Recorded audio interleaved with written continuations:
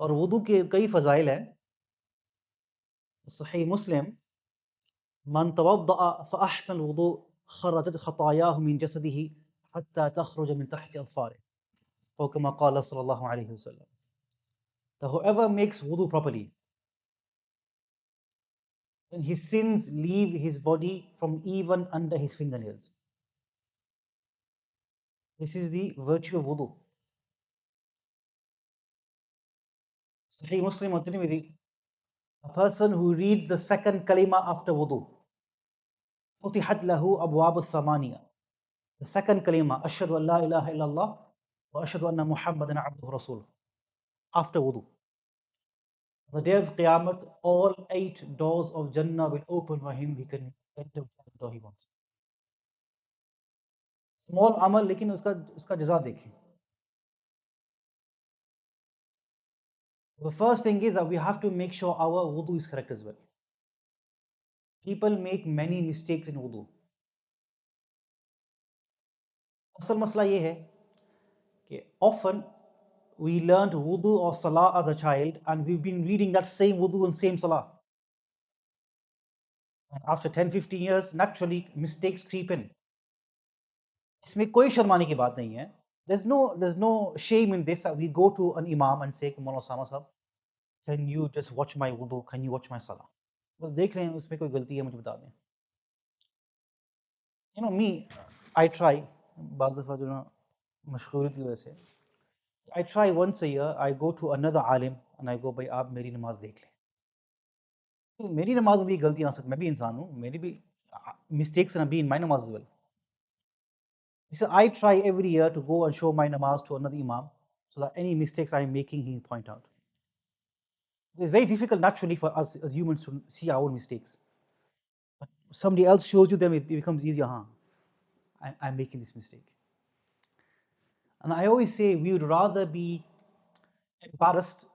When we go to another imam, we're 30 years old, 40 years old, 50 years old, the imam's younger, the imam's a friend, we are going to feel embarrassed naturally. We're humans, we're going to feel embarrassed. Okay, we're showing our namaz to somebody younger than us. Again, you'd rather be embarrassed now than be embarrassed on Qiyamah in front of Allah subhanahu wa ta'ala. This is my philosophy always. Okay, be embarrassed now, ताकि we don't have to be embarrassed on the day of Qiyamah. Allah says to us, what is this namaz you brought? Ruku na theek, sajda na theek ruku.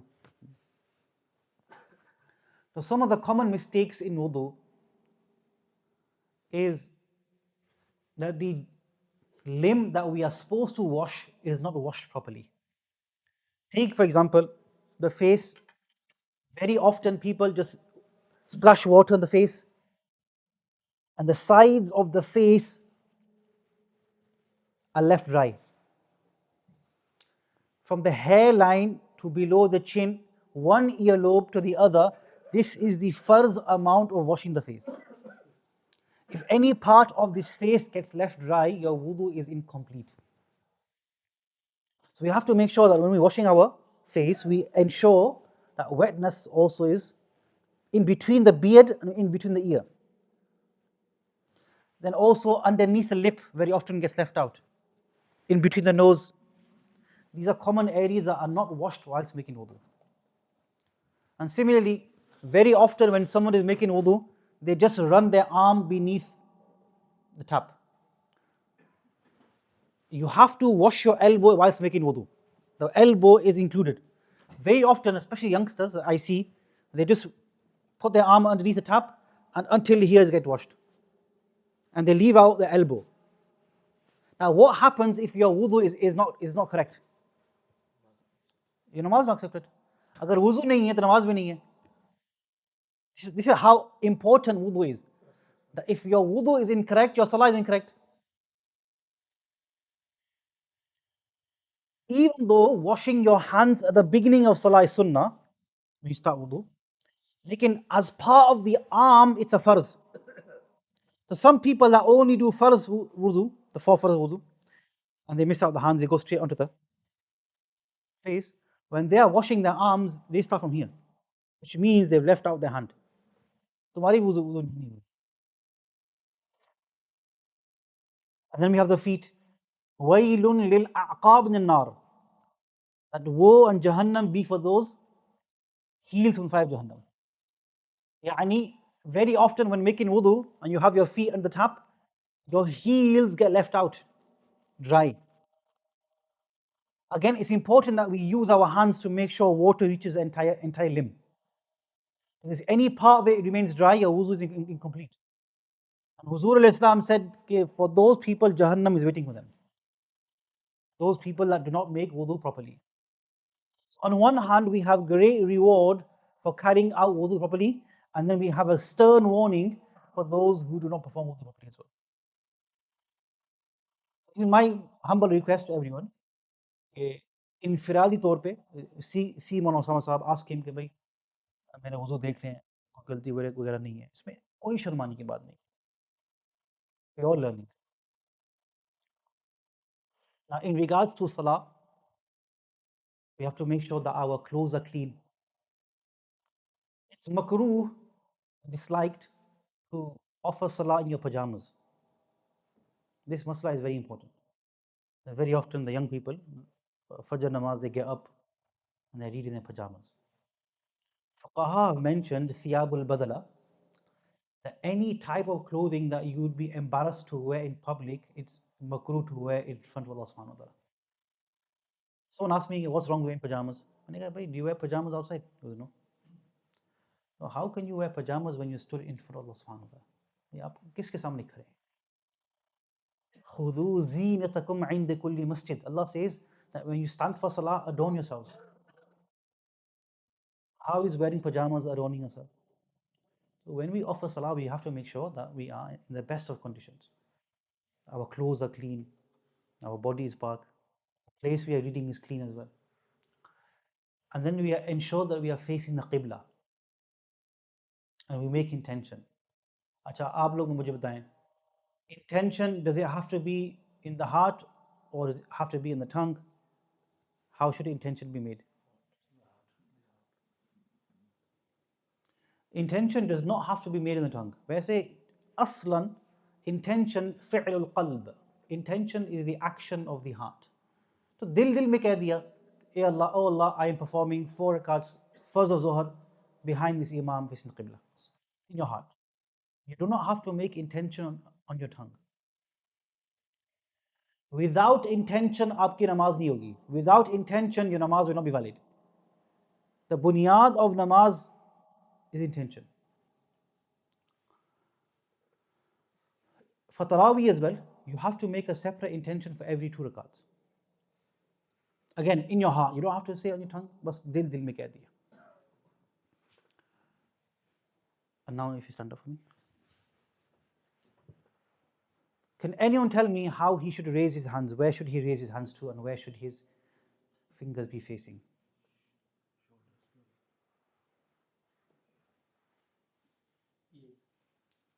Ah.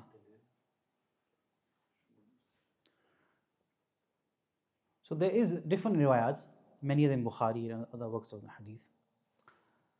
If you got, some of them mention mankibai, shoulders. Some of them mention the thumbs in line with the ears. In the Hanafi school, there's 2 acceptable positions. One is that you raise your hands and your thumbs are in line with your ears. Ye bhi theek hai.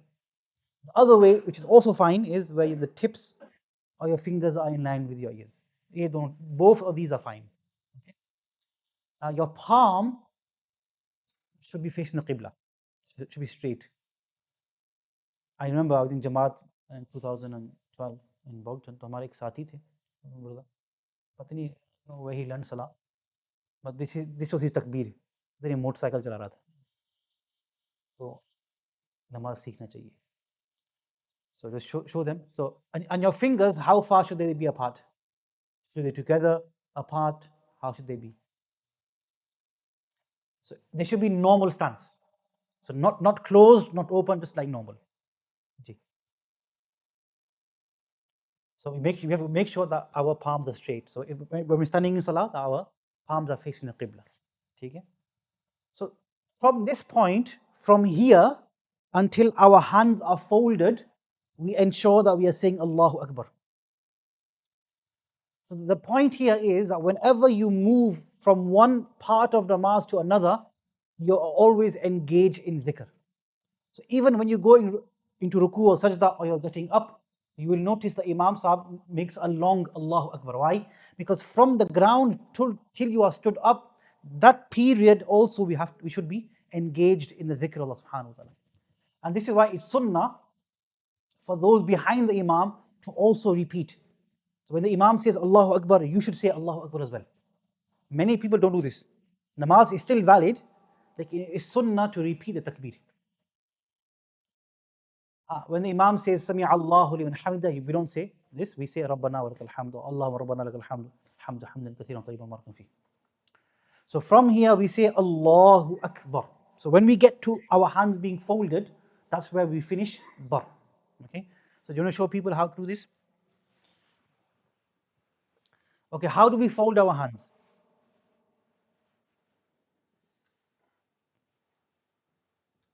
Good.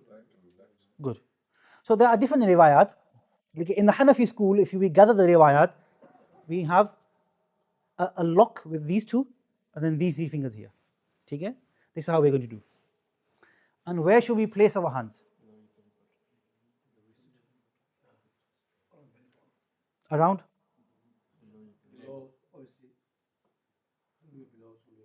Ji. So obviously in the Hanafi school, the Sunnah, in the Hanafi school and Hanbali school of Imam Ahmad, the Sunnah is to place your hands below your navel for men. Below. Okay?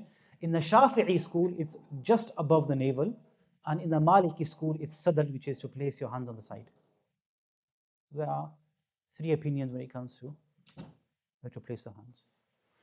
In terms of the four madhabs, none of them state placing your hands on the chest. Actually, in the Hanbali school, it's makruh for a person to place his hands on the chest. Yeah, women will place their hands on the chest. Alama Abdul Hayy Laklami writes, لأنها أستر لها. For a woman to place her hands on the chest, this is more befitting haya for her to place it there. So women will place their hands on the chest in the Hanafi school. Okay. Now, if a Shafi'i comes and places his hands above his navel, no problem. These are not issues that we're going to fight over or condemn somebody over. Okay. The Hanafi school, Shafi'i school, Hanbali school, Maliki school, they're all valid. And then here we start thana. As he stood here, where does he look? Where should his eyes be? His place of sajda. Okay. Now his head shouldn't be too bent. It should be straight and not too bent. Like some people that do this, the head shouldn't be bent. It should be straight. Okay. And he's looking at the place of sajda. And now he starts thana. Okay. Subhanakallahumma bihamdik tabarak asmuk ta'ala jadduk la ilaha ghayruk. Now, if he is reading alone, then he reads Surah Fatiha and Surah. If he's reading behind the Imam in the Hanafi school, he only reads Thana. Okay, what happens if he starts maybe 5 seconds late and Imam Sahib has already started Fatiha? Should he read Thana or not?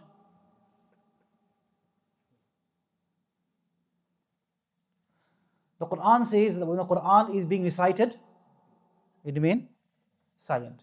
So as soon as the Imam starts his recitation, he should not recite Thana. So if he starts late, he will not recite Thana. In a quiet namaz, you can't really hear the Imam, he will do andaza.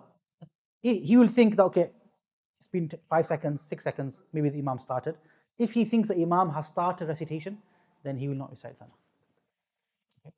But a very important masla here is, it is a necessity, it's an obligation to say Allahu Akbar to start the namaz. Takbir tahrima is one of the conditions of salah. Many people don't say Allahu Akbar behind the Imam. They just come and they do this. If you don't say Allahu Akbar, your namaz hasn't even started.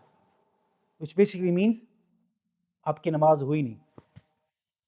So we must say Allahu Akbar. Okay. And from here, we go into ruku.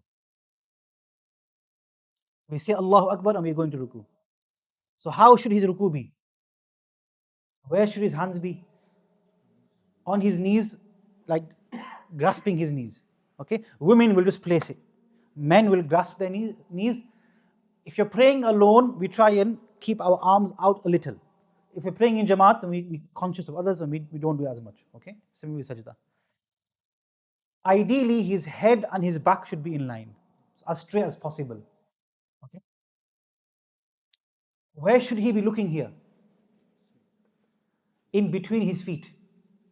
So in ruku, you look at the place between his feet. That's why some people say it's best to wear socks. Ji. So from here, he says, Sami Allahu liman hamida. Now, an important masla here would be,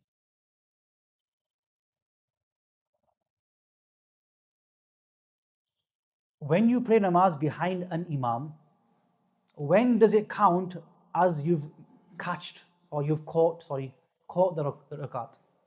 You've caught the rakat if you meet the imam in ruku. As soon as the imam starts getting up or he says sa on Sami Allah liman hamida, you have now missed that rakat. It's very important. But if I'm in ruku and he's praying behind me, he can't jump straight into ruku. He has to say Allahu Akbar, stand for one subhanallah, and then come into ruku. He doesn't have to fold his arms, because that will save time by going into ruku. But if imam starts getting up or the imam says sa, you have now missed a rakat, you have to make that up after salah. Now here, after saying Sami Allahu liman hamida, very often you will see people, and I'll just show you. So some people going to ruku, from ruku, they hardly get up, so they're like halfway, and they go quickly down. This standing, so there's a masala in fiqh of i'tidal is wajib, where if a person is in ruku and doesn't stand properly, he stands 3/4 and then rushes into sajda, his namaz is invalid. Because that would necessitate sajda sahwa, and he's not going to do it. So after ruku, we have to make sure we're stood up. So the best thing to make sure that you've taken your time in each posture is to read the sunnah dua. Like in ruku, Subhana Rabbil Azim, minimum we should be doing 3 times. Even though if you read once, your namaz is still valid. But as a minimum, 3. In sunnat and nafil, we should go up to 5, 7. Now, ask yourselves a question: how many of us in our nafil namaz or sunnat namaz have ever increased our tasbihat? Or do we all just suffice ke teen? Especially when it's the night prayer, when we are reading ourselves and nobody's there, khas taur pe, when we are reading alone, then we should increase the length of our prayer. This will increase us in sincerity, ikhlas, when nobody is watching. Allah maaf faramaye. Today, because of social media and Snapchat, people praying Zohar namaz, and they'll take a picture and say, read Zohar. Aap kisko dikhane rahe? And they'll say, no, I'm encouraging others to pray Zohar. Is that the only way? You not have put up on your Snapchat saying, by Zohar time pray namaz. Why did you have to show musalla? Your musalla. And this is how shaitan works. Shaitan will try and destroy our good deeds through riya, ostentation, by showing our ibadat.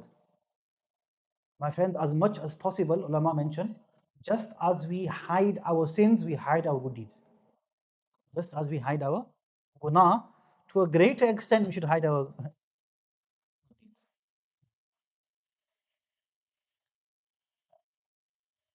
किसी ने कहा कि इखलास के बारे में कि बात नीयत की होती है साहिब, बात नीयत की होती है साहिब, कोई काबा से भी खाली हाथ लौटता है और कोई घर बैठे रब को पा लेता है. ये असल चीज़ है नीयत. Whatever we do, we have to do for Allah subhanahu wa ta'ala. दूसरा मसला in regards to ruku. In ruku, it is sunnah to read Subhana Rabbiyal Azim with a dha. Azim. Azim means Allah is great. हमारा Indo पाक और बांग्लादेश के जो साथी हैं, very often our जो बुजुर्ग हजरात हैं, if they can't read Azim, na'udhu billah, they read, you must have heard this, Ajim, Subhan Rabbil Ajim. वैसे हंसने की बात तो नहीं है. Fatawa Shami mentions, in Ruku, whoever reads this Ajim instead of Azim, immediately his Salah is broken. Why? Because Azim means Allah is great, and Ajim means Allah is unable to speak. Look at the difference. One letter, Va to Jim, and look at the contrast in meaning. This is why Tajweed is very important. But that's a topic, a separate topic itself. So if you are struggling with recitation, I would highly recommend maybe Mana Osama will start some Tajweed classes, if not already started. So we have to make sure every posture is done correctly. So as I was mentioning, one of the wajibs of salah is i'tidali arkan, which basically means every posture has to be done in a calm manner, where your body feels that it's gone into that position. When you rush, you're not allowing your body to go into that position. This would mean that you are missing out a wajib. And if done intentionally, which is done most of the time, your namaz will be invalid. So as I said, the best way for this is to read the sunnah adhkar. So when you get up from ruku', Allahumma rabbana wa lakal hamdu hamdan kathiran tayyiban mubarakan fi. So by doing this, you're ensuring that you're remaining in that position for 3, 4, 5 seconds. Now, how should he be going down into sajda?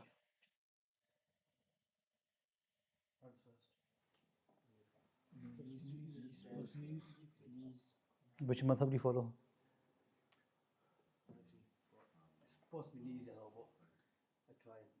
Yeah, obviously, if you've got an issue like a mobility issue, then you know. But generally, in the Hanafi school, as per the hadith of Tirmidhi, the sunnah is to go down knees first. But when going down, as much as possible, we try and keep the back straight. Because what often happens, it depends, like sometimes someone's an elder, it's different matter. Or someone like me, I've got a disc herniation, so you know, very often what happens is you get from ruku, you get up, and people are going like this. So it becomes almost a double sajda. So we've got to be careful that when we go down, we want to go down as straight as possible. So we're straight, not like diving into sajda. Okay. So we go down, knees first, and from here until he places his nose on the ground or forehead on the ground, we want him to be saying Allahu Akbar. Okay, so that the entire posture, there's no gap where Allah is not mentioned. Okay. After he's placed his knees on the ground, where does he? What does he place after that? Hands. Hands, then nose, then forehead. Okay, and when getting back up, it's the opposite way around. Okay, forehead, nose, hands, and knees. Okay, how should his hands be in sajda? Straight facing the qibla, but in sajda they should be tight together. Okay, should tight together, and roughly around his, just so where his ears are. Okay, a little space. And if you're reading alone, will always make sure that your elbows off the ground. Okay, women, they pray differently. If you're praying alone, then you can just widen your arms out a little bit. Okay, if you're praying in Jamaat, again, we've got to be conscious of others. We don't want to be elbowing somebody in sajda. Okay. So we're trying to fulfill the sunnah. Okay, so if you turn around and just make sajda here, yeah.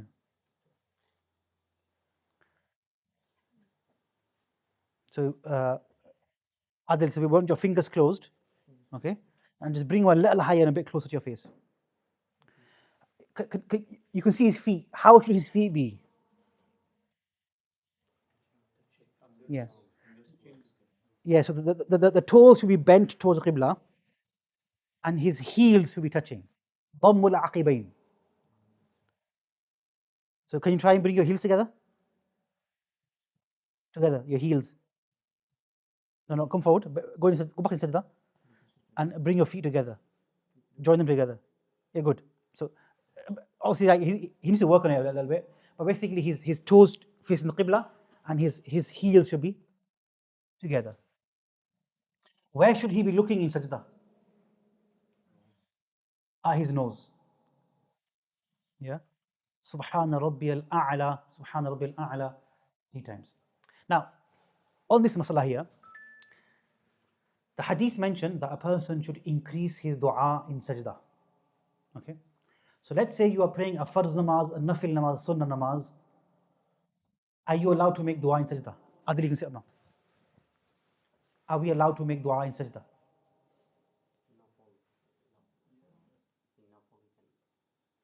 Good, but what language?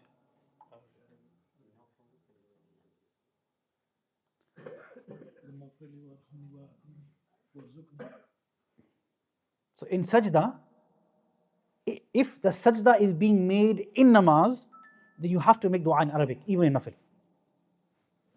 Okay? Quran and Sunnah. If you want to make dua in sajda in any other language, no problem. All you have to do is go into sajda outside of namaz. So we encourage this. Like in tahajjud, you pray tahajjud, you're making dua. So whilst making dua, just go in sajda. Because that's the closest you'll ever be to Allah subhanahu wa ta'ala.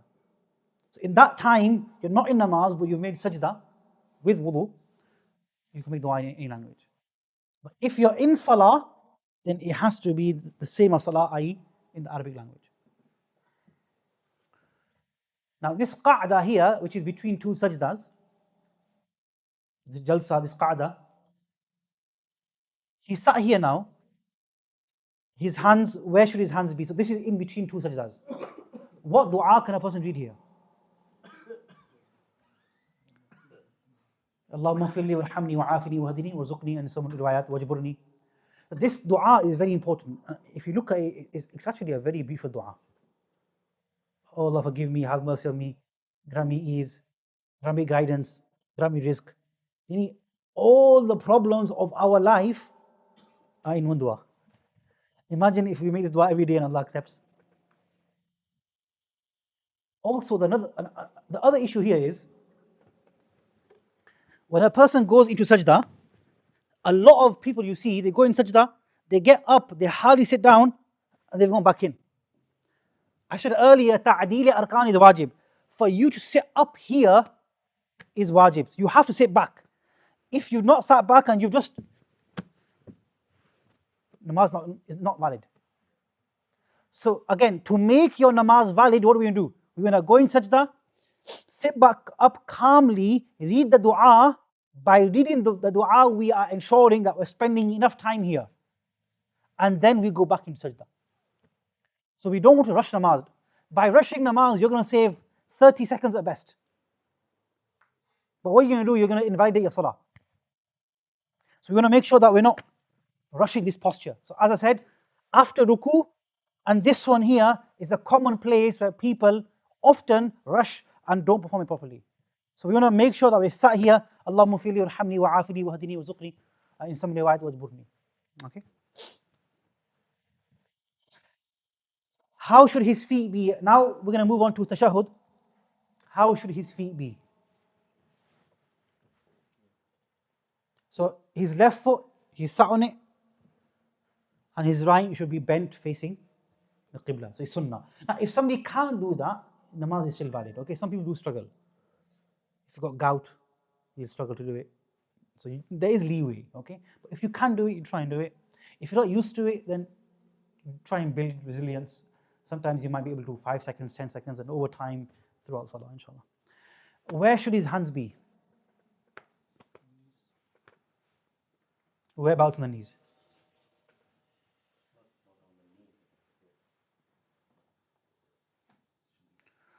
So there's some leeway because there's two hadith in Sahih Muslim. One mentions the thighs, and one mentions the knees. Okay, so whichever one someone does, you can, it's fine. I remember when I was young, someone said to me, "Okay, bhai," one of my friends said to me, "Well, you can't put your fingers, your hands on your knees in tashahhud. Qiyamah ke din your fingers get chopped off." मैंने कहा भाई तो both riwayat in Sahih Muslim. Okay, your thighs or your knees. ठीक है? And in here we read at-tahiyyat. Where do we look when we're here? At-tahiyyat. As he sat there, where should he look? He should be looking at his lap. ठीक है? So here in between his hands, this is where he should be looking. Okay? And we read at-tahiyyat. We, when we get to La ilaha, we lift our finger, La ilaha, and then illallah, we bring it down. Okay? And this is how we make it. So we make a circle with these two and we lift this finger up. Now here there is a lot of discussion here. Where do we play, when do we lift our finger? How do we make our hand? So there is leeway. This is the basic I'm telling you in the Hanafi school. Okay. Now after you've lifted it up, you keep your hand in that position, and then you read Durood Sharif and you read the Dua Allahumma inni zalamtu. Now if you are reading behind an imam, and the imam, for example, in Taraweeh reads very fast in some places, so you might have only read half of at-tahiyyat. So what should you do?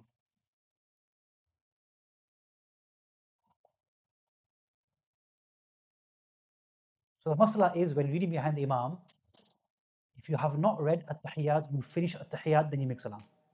Okay? If you are halfway through the Sharif and you read at-tahiyyat and the imam makes salam, because you have read at-tahiyyat, you don't have to finish the Sharif, you make salam with the imam. So the main thing in the last rakat is at-tahiyyat. Okay? And when making salam, Hayna Yusallim Bukhari mentions that we make salam with the imam, with a slight delay, not a big delay. Okay. So when the imam makes salam, Assalamu alaikum wa rahmatullah. So we turn our head and our eyes should always be on our shoulder. वैसे हमारा जो मामूल है कि when we make salam, our eyes are where? Who's come late for salah? That's not how it should be. So it should be on our shoulder. ठीक है? Assalamu alaikum wa rahmatullah. Assalamu alaikum wa rahmatullah. Why it's on shoulder? Ji? Why on shoulder? Why on shoulder? Angels. Angels. No, I mean, because my kids are like 7 and 8, so they ask me, why do we look at the angels? That's. अच्छा. Sometimes there isn't really an answer to why we do something. We just do it because we're told to do it. I think that's something. It's a good point, but I think it's something we have to kind of cultivate in ourselves as well. Because very often we always look at wisdoms. What's the wisdom of fasting? Wisdom of zakat? Wisdom of salah? And most definitely there will be wisdoms to these. I think it's also important to kind of instill in ourselves and the children. We want to get them to a level where Allah and His Rasul have said, and usko maan le.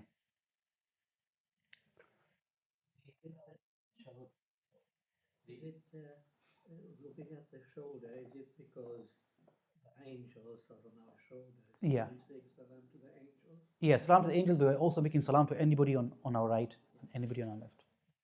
And this would include also any jinnat that are present. When we come back, like, should we be having our. You can keep your palm like this. There is a difference of opinion on whether you should keep your finger up or keep it down. So there's leeway here. The vast majority tend to put it down. Any questions that anybody has? We've kind of done a very brief salah. Yeah. Okay.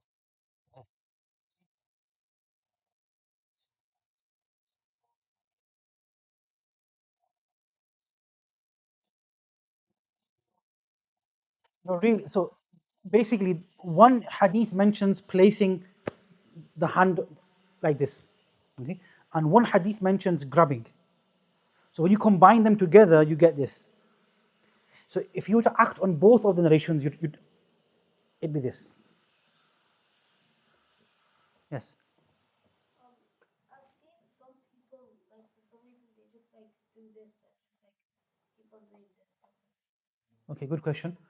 So in tashahhud, doing this is known as tahriq al-asabi', okay, or isba' in salah. Predominantly, it's the brothers from the Salafi school that do this. It's based on what in hadith terminology, what we would describe as shadh, which is a category of weak hadith. So if you look at all of the hadith that mention raising the finger in salah, there's only one narration that mentions moving it.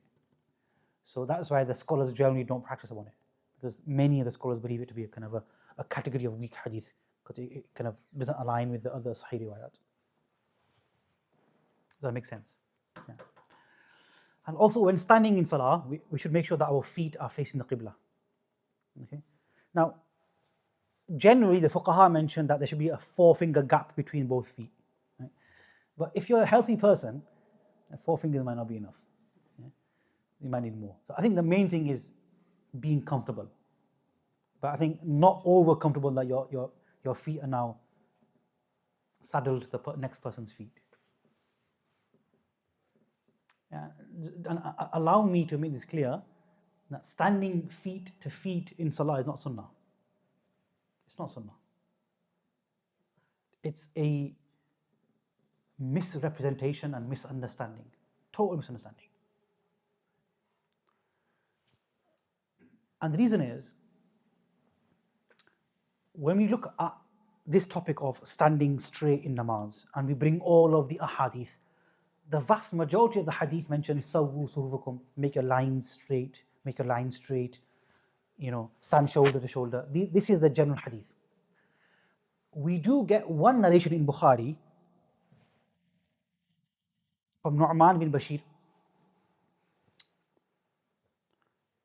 who was a junior Sahabi, in Bukhari, volume 1, page 100.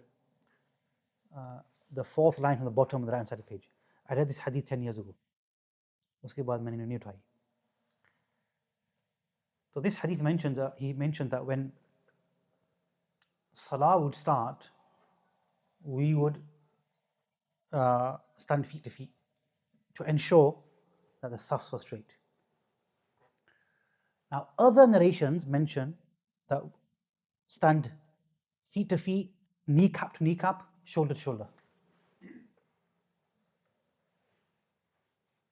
Now, practically, that's impossible. If you were to act upon this hadith of ankle to ankle, kneecap to kneecap, shoulder to shoulder, it's not possible. Practically, it's not possible. So, what do we learn? The Arabic language is a very rich language, very rich language. And very often, words are used to express the ahmiyat and importance of something. So when the hadith talks about standing kneecap to kneecap or feet to feet, it's stressing the importance of ensuring that the gaps are closed and the safs are straight. It doesn't literally mean that we stand feet to feet. And this is why it's not been the practice of anyone for the past 1400 years. Nobody has stood feet to feet. It's what they've done is, all of the hadith that talk about standing straight in saf, they've took 1 or 2 narrations and they've taken it literally. And this is why within their own school, their scholars disagree, like Sheikh Bakr Abu Zayd, Sheikh Sulaiman al-Awan, Sheikh Salih al-Fawzan himself as well, Sheikh Abdul Aziz al-Tarifi. Many of the Salafi scholars don't agree with feet to feet, their own school.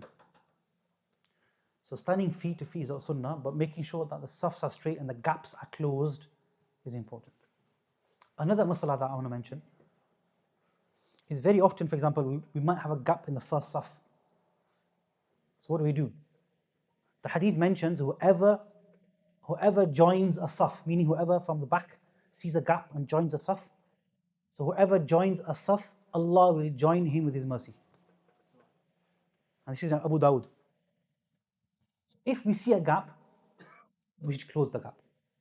So we can walk forward. If need be, you can close the gap from the side. But if somebody leaves the saf because of whatever reason, wudu is broken, then we should fill this gap. It's very this masala is unfortunately overlooked. People don't pay attention to this. So it's important that we fill in these gaps. In terms of standing alone, if you look at the hadith, we are highly discouraged from standing alone in saf. And the official stance in the Hanafi school is also it's wrong. But because people don't know the masala, that's why our ulama in today's age let people get it off. If you have to stand alone in saf, you can. Like in the asal masala is you should never be alone in saf. So what should you do? Actually, if somebody comes in a third saf and he's the only person, now obviously if he sees that there's a brother in wuzu khana, he's going to come, then take it. A second person will join him. Otherwise, he should tap the shoulder of the person in front. And that person will then move back. And these people in this saf, they will move in and close the gap. This is the asal masala. But today, if you do this and the person is unaware and you tap his shoulder, right now, so you have to think as well. If he's a morana or a well-learned person, then you can. So sometimes ulama give leeway because of lack of knowledge. But it's important we seek knowledge so we can, these masail are there, the sunnah that is there, we can fulfill the sunnah. So, any questions? Ji.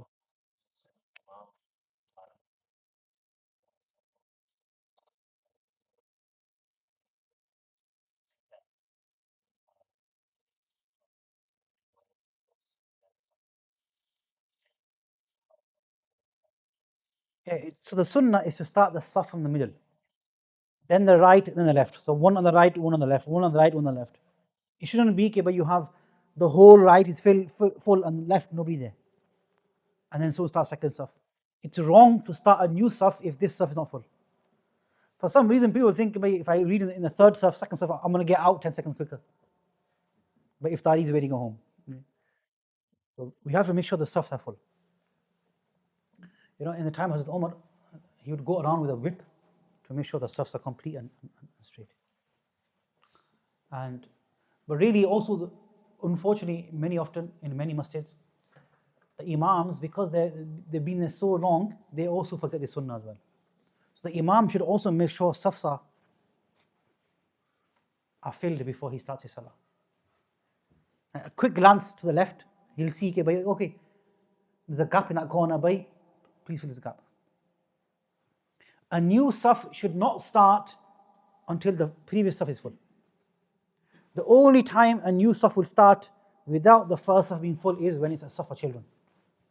Otherwise, you should not be starting a new saf if the previous saf is still empty.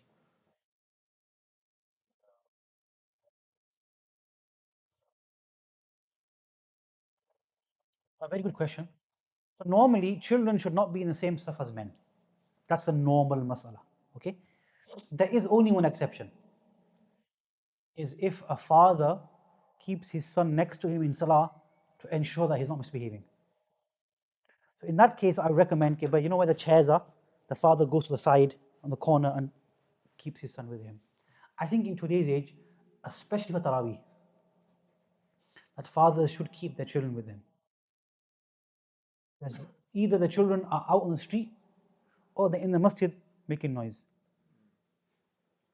I think it's hard to find a balance because we don't want to push the youngsters away as well. Because they're our sarmaya, they're our future. So I think the way to combat that is fathers who come for Taraweeh. Look, there are many fathers that don't pay Taraweeh. Where are you sending your kids? Unko ghar bithaye. If you're not going, who's going to look after them in the masjid? Then we have all these police get involved, council get involved, there's nuisance on the streets, cars are being damaged. So fathers should come for Taraweeh, and when they come, keep your children with you.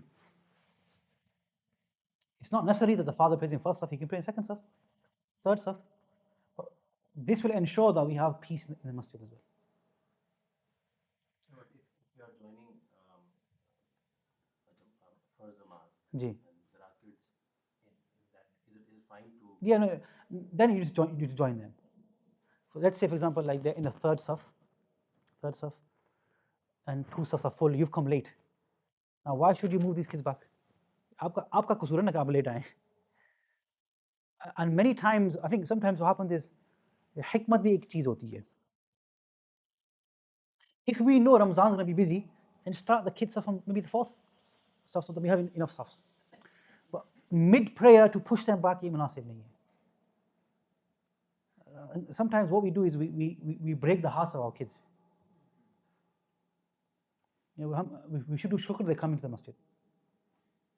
I remember, I might have mentioned this, but I was in Jamaat in April 2013 in Howard Street, Masjid Bradford. I was in Jamaat with some Arabs. I went to practice my Arabic. So, one of the young boys, maybe 14 years old, Egyptian. And the Arabs, they don't have this habit of topi. So this, he stood in saf, in first saf, without topi like this. And I still remember the person who did it. It's been 13 years. In front of everyone, he said to him, "How dare you stand in namaz without a topi? Go to the back of the masjid, get a topi and come back." Sabke samne. I have never seen such a display of bad akhlaq in my life.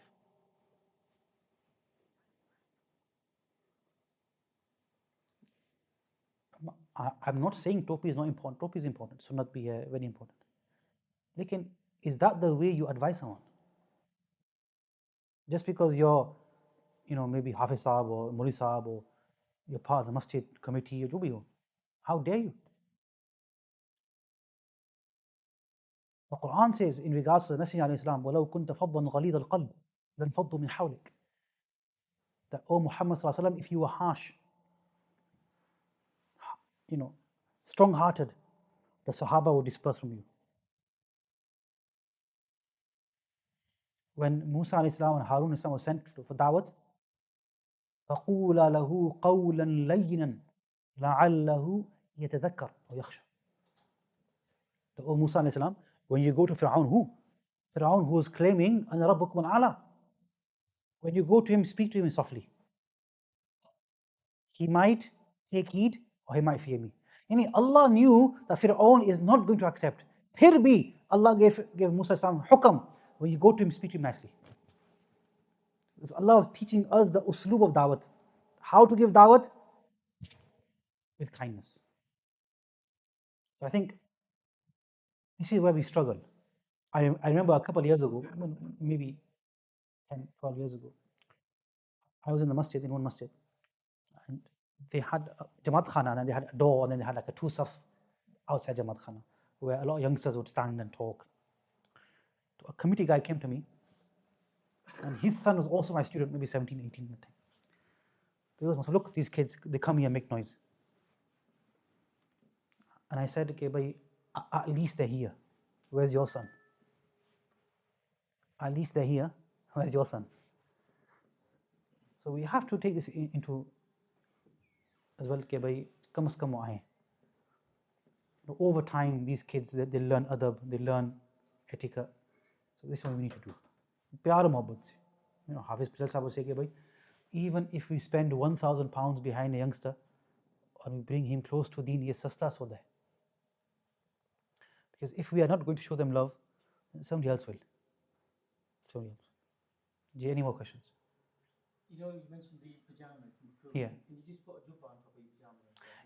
You could, that would lift up the karaha, but the only issue here is, another reason why we discourage night clothes is the possibility of napak fluids whilst you sleep. So it's a possibility. So kind of the higher ground would be to not wear those for salah. Another question as well. When you join namaz late sometimes, if you join the 4 rakat namaz and you join on the fourth one, you have to make up 3. Does it make a difference whether you do 2 and then 1 or one and then two? No, you have to follow a certain way. So if you've caught one, so you get back up, you read Surah Fatiha and Surah, and then you make tashahhud. Then you get back up, Surah Fatiha, Surah, you go down, get back up, and then in the last rak'ah, which is your third, you're making up, you just pay Surah Fatiha. And then you finish off with tashahhud, at-tahiyyat. So, joining the ruku. So you've just joined, did the ruku, and the moment you go into the ruku, subset, Samyallah, does that count? So as long as you've got one tasbih in ruku with him, it's fine. Yeah, sure. Going back to joining yourself, full day. We all try to do that. Yeah. But when you come back on second account, you always find shoulders always fine. The feet is never together. And you might have a next person pulling up your leg or close to you. Either it irritates or uncomfortable. Sometimes it can be when they don't have socks. Tickle. You know, people have different. How is that? Is that also okay having not feet to feet? Yeah, so I mentioned that it's only the Salafi school that believes in feet to feet. We don't advocate feet to feet being sunnah. We actually believe that it's a misunderstanding of the sunnah. The sunnah is to keep the gaps closed and shoulder to shoulder. Beyond that, nothing is sunnah. And rather, I would say that this is actually an issue when, let's say, I follow the school of feet to feet. That's my opinion, fine. But if I know the person next to me does not follow that opinion, why am I imposing my opinion on him? Like in namaz, very often I'll stand and somebody will touch their feet next to mine. I'll move it away. Yeah. That should be enough for you to understand that I don't believe in this. Sometimes it happens. They will spread. Yeah, so I find that bad akhlaq, that they then chase your feet. As if they're playing some kind of game, So I think that's wrong. Like, okay, if you go to one of your own masjids, go there and then you're all doing feet to feet. But if you're gonna come to a masjid like this where most people don't do feet to feet, I think have respect for that. Like, look, if there's two brothers together who do feet to feet, I'm not gonna stand next to them and say, "Oh, you're doing wrong." That's fine. You practice it. You have full authority to do what you want because both of you believe in that. But if you're stood next to a person who doesn't believe in that, don't impose it on him. And that's fair. At-tahiyyat, after Rushid and we have Rabijal and yourself, can someone or can we pray any other dua? Yeah, you can read any dua from the Quran and Sunnah. The best dua is this hadith Bukhari, Allahumma inni dhalamtu. उसके बाद भी आप कोई भी दुआ पढ़ सकते हैं. Question about wudu. Normally, when you do the feet, it's supposed to be a wash, not a wipe. I have seen people like do wudu from one bottle of water. So at that point, how are they washing and not wiping? So in the Hanafi school, the main thing is qatarat, which is basically when you wash a limb, the limb will count as washed as soon as a drop falls off. That's the minimum amount. So if they've used a small amount of water, but at least one drop has fallen off that limb, that will count as washed. That's probably how they're doing it. Do we need to wash 3 times? 3 times is sunnah, once is minimum. Once is farz, 3 is sunnah. Just on the head, then also you do it once. Masah. Going back to that clothing again, the elbow, the clothing, is that essential to be closed? I mean, there's a sunnah there, isn't it? Elbow is to be closed with a long sleeve. Okay. And also the ankle, or both that you always find some people's got both really quite high. But I can't understand if they have the socks, is it still needed to be high? Or both ankle when you do Salah? Good question. So in terms of wearing full sleeves or quarter sleeves, there is a discussion on this. It's a small makruh, khilafi awla, to wear short sleeved in salah. Small makruh. So it's always best to have your full arm covered. But if somebody was to come in, I don't think it's something that you'd kind of shout at them for, your namaz not done, right? I'm trying to avoid you. Secondly, in regards to the trousers above the ankles. So keeping the trousers above the ankles is important, not just in namaz, but throughout the day.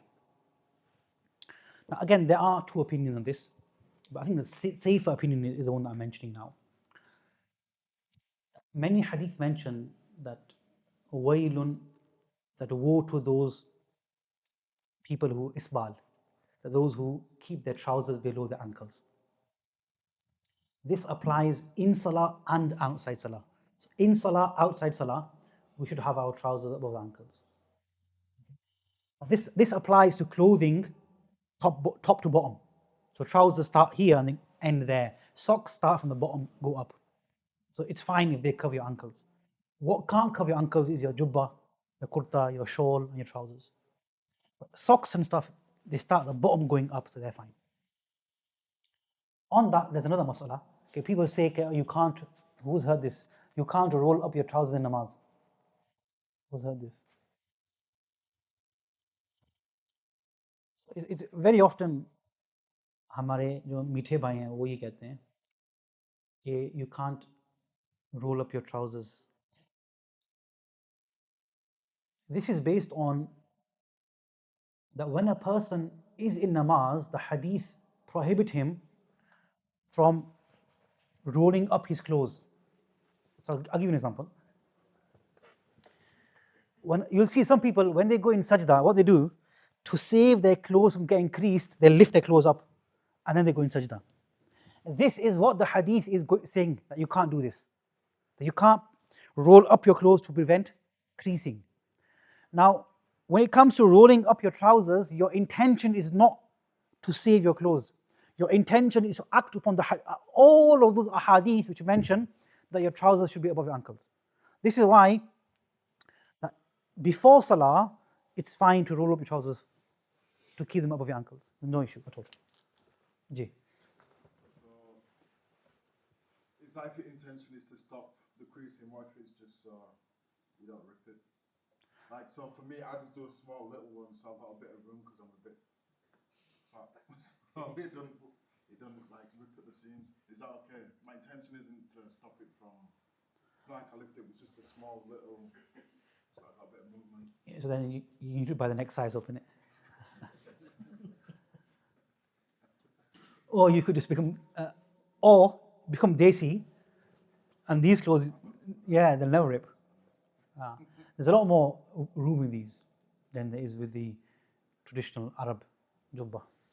So what's the wisdom behind it, having above your ankle? Is there any Yeah, so reason? Is it because of the dirt? You know, if it's long, it's gonna, or you might trip over. What is the purpose?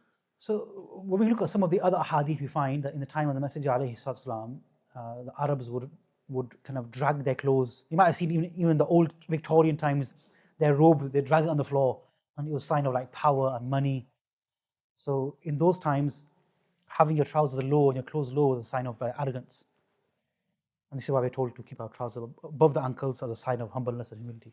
And it's all the way around for females. Yeah, females, they don't keep the trousers above the ankles. This masla only applies to men. Do you any more questions before? But in ruku and sajda, when do you say 3 times or 5 times, or do you do more? So the minimum is 1. 3 is sunnah, but we can do any amount, and preferably in odd numbers: 5, 7, 9, 11. Also, the longer we do ruku and sajda, the more reward we get. Ji, any more questions?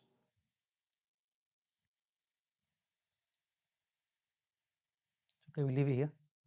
Jazakumullah khair. And Jazakumullah Sahab, who invites me very often to come here and deliver. MashaAllah, you guys always listen attentively and engage. Jazakumullah khair. Subhanallah wa bihamdi.